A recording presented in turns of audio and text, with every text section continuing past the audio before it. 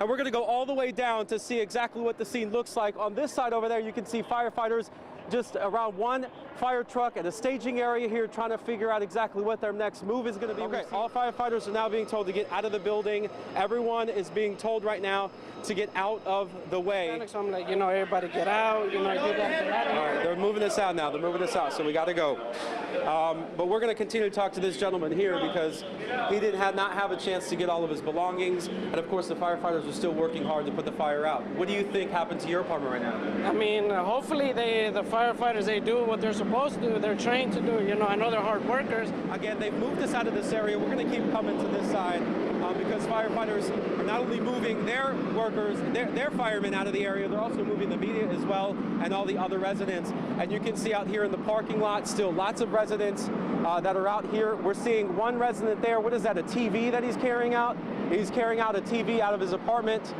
We've seen several residents doing that, carrying bags of clothes, whatever they can get out. And then if you want to look up there to this building, okay, we have a stretcher that's going in, but again, we don't have any confirmation at this moment in time that there are any injuries, but they are moving stretchers like this and equipment into place just in case they need it. But you can see a resident here, apartment 1905, going in. Looks like they have a happy birthday banner above, getting everything out that they can from inside of their apartment. And Noah, if you can turn around and just look up, you can see some other residents at the top of the roof over there, and they're getting a bird's eye view of all the damage, all the smoke, and all the fire from this apartment fire here at the Palms on Westheimer. Of course, we're going to continue to be on the ground here and bring you the very latest here on ABC 13 and ABC13.com. Reporting live in Southwest Houston, FOTI-AP 13, Eyewitness News.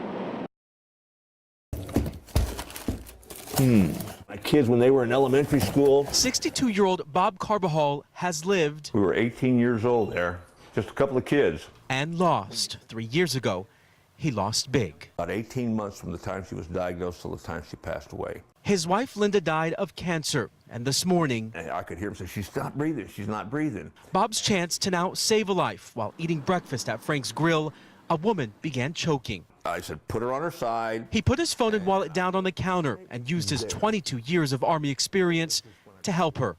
Tried to check her airway.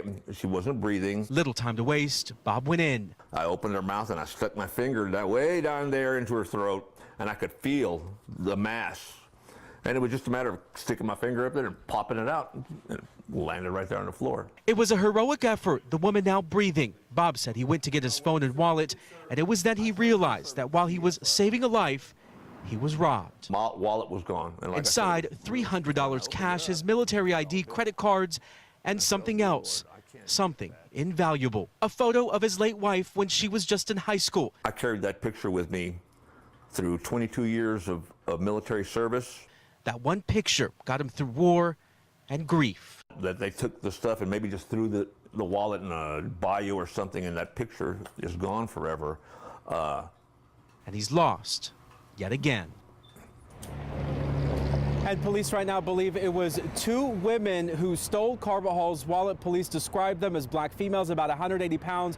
One of them wearing a white shirt with white and black pants. The other one wearing a tan shirt with blue jeans and tan boots. If you know anything, contact the Pasadena Police Department. And by the way, that $300 cash in Carvajal's wallet, well, he said that cash was so that he can buy presents this Christmas for his grandkids. Reporting live in Southeast Houston, FOTI-AP 13, Eyewitness News. Just a heartbreaking story, Foti. Thank you. Yeah, Eric, good evening. And for months now, those Good Samaritans have been working to exterminate Miss Anna's home from hundreds of rats that overtook it. The work inside was an ongoing project that was recently halted after Miss Anna had a bad fall. Now permanently that she's gone. In December of last year, we introduced you to a feisty, 93 years young Italian woman. Is a bigger like that. We showed you Miss Anna's giant pesky problem up close, an invasion of rats that took over her home, taunted her dog Babe while he ate, and left her hopeless. She's a sweet lady that deserved kindness. Chris Carver heard the need and got right to work. His company, Texan Pest, killed more than 500 rats inside and out of Miss Anna's home, along with thousands of roaches. It was like a miracle for her. The act of kindness met with unspeakable gratitude. Thank you, thank you, thank you. With all my heart, It was like having your grandma give you a hug and just squeeze real tight. I mean, that's what that meant. I had my grandma again for that much. But the work was far from over. Others stepped in too. Guardian Construction fixed the rat holes, re-sided Miss Anna's home, gave her a new roof, and started work inside. Then a setback. Miss Anna fell and broke her hip. I started coming to feed their dog every day after school. Neighbors and friends pitched in hopes a speedy recovery would get her home remodel back on track. Miss Anna came home, the work almost done. Monday morning, she left for good. When my dad told me the news, I didn't even get me leave it. It was sad. It was a sad day yesterday. She's like my hero for me. It was true for everyone she called a friend, and she was certainly ours. I turned around and looked at the building behind me where we live. It was on fire, like bad. Just after 3 this afternoon, a 3-alarm fire at the Palms Apartments. People crying, there's people with babies holding their kids. Quickly elevated to a 4-alarm panic. The fire was like, you gotta get out of there, you gotta get out of there. You ran for your life. Yeah, we basically did. Arnisha Taylor was fast asleep in Building 19, awakened by her boyfriend, screaming firefighters at the courtyard next door. It was a little terrifying. Our camera rolling in that courtyard. On the front line of the fire, we found one man. I mean, I fear for my life more than my material stuff. Who said his apartment is on the first floor there. He said he went door to door. I mean, I knocked on several doors to get other people out too. Our interview cut short, the danger and threat too close to us. We got an evacuation order from firefighters. They're moving us out now. They're moving us out, so we got to go. And what we saw outside in the parking lot, residents running into their apartments to grab what they could before the stubborn fire spread even more. My heart's like racing really fast. It's like an adrenaline rush. It's not a good feeling. She's got a dog too. Eliana went straight for her prized possession, her dog King. Another man grabbed his 2 pups too, one around his neck, the other safe in his arms. They let me in to get my dog, and I'm very grateful. Thank you so much. Everybody's just kind of like trying to work together. Some people seen carrying out TVs, bags and baskets of clothes. 160 firefighters now on the attack, at least 36 units damaged or destroyed. And tonight, the Red Cross responding, ready to help those who lost everything. One man showed us everything he now owns in the trunk of his car. His apartment burned. Ran out as fast as we could. Taylor and her boyfriend left with even less, only the clothes on their backs and no shoes. Everybody got out alive and uninjured, so, you know, that's all that matters. And tonight, one firefighter was injured. He suffered smoke inhalation, but he is expected to be okay. Again, the cause of this fire is still unknown, and you can see a fencing company has come in. They're going to go ahead and block off these 2 buildings to make sure no one goes in and gets hurt. Reporting live in Southwest Houston tonight, FOTI-AP 13, Eyewitness News. A quiet Sunday morning disturbed by someone at the door. They're very protective of the home. The Daniels family labs barking at that figure standing out front. Get Jack a treat. Their owner, Jim Daniels, was upstairs, his wife still asleep. That's when Emma got a real guttural bark. 12-year-old lab rescue Emma now face-to-face with a burglar at the back door. Her sister, Princess Buttercup, not so sweet either to that suspect now identified as 35-year-old James Chapman. He tries to get away. That's when I look and I see this guy crawling up my stairs. Still in his underwear, Daniels grabbed his Houston Aeros autographed hockey stick. He was right here on the step. And threatened to use it. He just sat on the stairs because Emma was on the landing and Emma wasn't letting him move.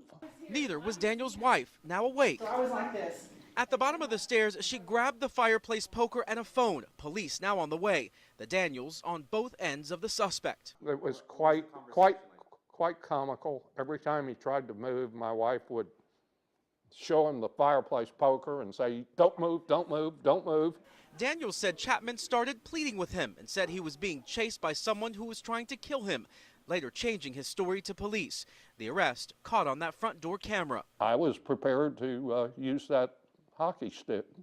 Daniels said Emma was the real hero. Turns out Chapman told police he was more afraid of Emma. And Daniels said Chapman appeared to be under the influence of alcohol or drugs. Chapman is being held here at the Harris County Jail without bond. Reporting live in downtown Houston tonight, FOTI-AP 13, Eyewitness News. Officials here have released a full list of the names of those that were killed in this attack. Their ages ranging between 26 and 60 years old. One of them, a father of 6, another just a coffee shop worker inside of the Inland Regional Center. And tonight, a second grade teacher and now a widow telling us that her husband knew the suspected shooter and he even trained him. As faithful in God as he was, She's very outspoken about Islamic terrorism. Nicholas Thalasinos was just as passionate about ridding the world of terrorists. He posted about it on Facebook. I feel that my husband was basically martyred. His wife Jennifer said yesterday while in her second grade class, the alerts on her phone started coming in. She knew then it wasn't good. I started texting him when I didn't hear anything. That's when I pretty much knew. What she didn't know was that the suspected killer, Syed Farouk, was someone Nicholas knew. Both were county health inspectors. Nicholas even trained Farouk years ago. Both attended the same function in the Inland Regional Center that morning. But I'm wondering if maybe they did get into an argument because my husband was very outspoken. Police say Farouk left upset and came back with his wife, Tashfeen Malik, and an arsenal of high-powered guns, explosives, and a plan to kill. But I'm sure he went down fighting. She says Nicholas was that kind of a man, a patriot. She says he didn't know about Farouk's personal life and about the explosives and piles of guns and ammo police say were found at Farouk's home. But she says if her husband did know, he would have tried to stop him. I actually got an extra hug and a kiss before he left, so I'm just holding on to that. I'm just grateful for that. And tonight, the Associated Press reporting that Farouk may have had contact with extremists on social media. A vigil is scheduled in this area tonight. Reporting live in San Bernardino, FOTI Colurgis 13, Eyewitness News. Yeah, Gina, good evening. We're outside of a Walmart store here where a candlelight vigil has started for 18-year-old Rebecca Carnes. She actually worked at this Walmart store tonight. This town heavy with grief, saying this gunman has taken so much from this community, but he will never break them. He locked the door, turned the light off. The horror inside UCC. 2 girls burst through the door, screaming. Still playing out in the minds of those so close to the carnage yesterday. I was in Science Room 11. Heather Monroe and 20 others on lockdown inside that campus. All she could do was pray and listen. We listened to the majority of it play out there. Through a police scanner app on her phone, she could hear the threat was real. Josh with him. He's in the classroom. The gunman just one building away, 26-year-old Chris Mercer, on a killing spree inside his English class. 6 guns in his arsenal and plenty of ammo, asking students if they were Christian before opening fire on them. He would never deny that he was Christian. Alicia Jones's friend Lucas Eibel was one of 9 people killed. He was a quadruplet. Lucas was really quiet, really smart, one of the sweetest guys I knew. Another victim, Mercer's English teacher, 67 years old. I don't think right now there is a way to make sense of it. Shock turned to hurt, and now the beauty of this town darkened by grief. As we learn more about that shooter, Mercer was booted out of the Army in 2008 after he could not meet minimum standards. In his apartment, ATF investigators yesterday found 7 more guns. His father in California. Obviously, it's been a devastating day. Shocked. Shocked is all I can say. Telling ABC News he now wants privacy. The attention now turned to an Army vet, Chris Mintz. He actually ran back towards the building. The UCC student using himself as a human shield, taking at least 7 bullets to help others. We can do nothing but thank that man. He may have very well saved a lot of lives by slowing the shooter down. Mintz is still alive, the governor of Oregon, clinging on to hope tonight. One person's deranged act may have indeed broken all of our hearts, but he cannot prevent our hearts from growing back bigger. And that is the promise tonight from the people of Roseburg, but it will not be an easy road for them to get to there. And it's also important to mention that Army hero, Chris Mintz, also used to work here at this very Walmart where this candlelight vigil is taking place right now. Reporting live in Roseburg tonight, FOTI Colurgis 13, Eyewitness News. Some incredible stories of heroism there. Thank you, FOTI. In the small city of Beasley, Texas, Jeff Fisher holds the town's most impressive sports collection. He always looked up to him. There's football signed by the Texans' J.J. Watt, autographed jerseys and basketballs from the Rockets players. They were superstars. That's what he wanted to be.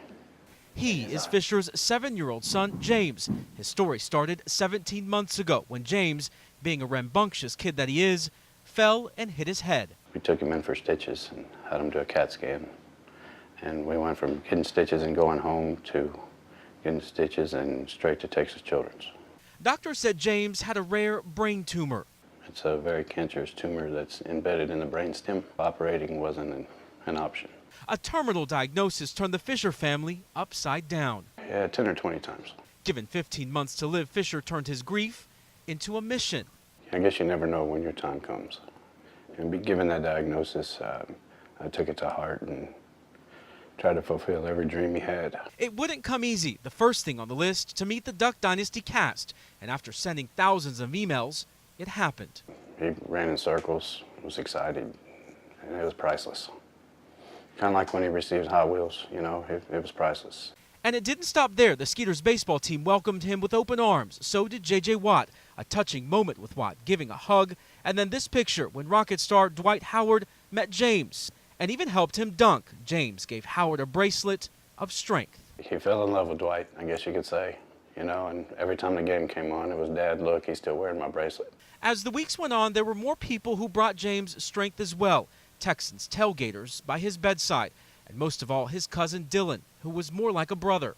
We would slide down in laundry basket, sometimes down the stairs. On Monday, with his father and mother by his side, James took his last breath. He got to do everything he asked for. But there was one thing Fisher said he could not do in time. It's a Skittles car. He really liked this one because the back wheel has an S on it for Skittles.